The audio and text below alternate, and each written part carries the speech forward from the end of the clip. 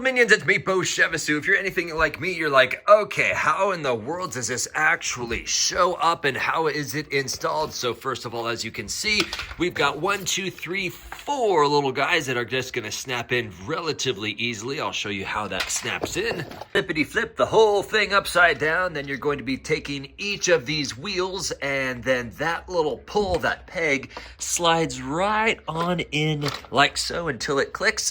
Just like that, and then do it all the way around for all 4 wheels. Once the little guy is right side up, get this little mounting piece and you're gonna slide it right on the back. You will see that there is a handy spot to keep all of the nozzle heads. These kind of squish right in there like so that they won't go missing. A warning, there's a particular piece like this, if it is not sliding in, that's because it actually has to go in on the other side over here.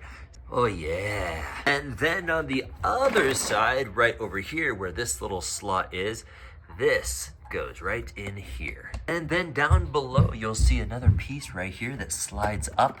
And lastly, we have this little mysterious piece that says power cord on it. So what you have to do is flip it over on its side, and then this will basically go right there.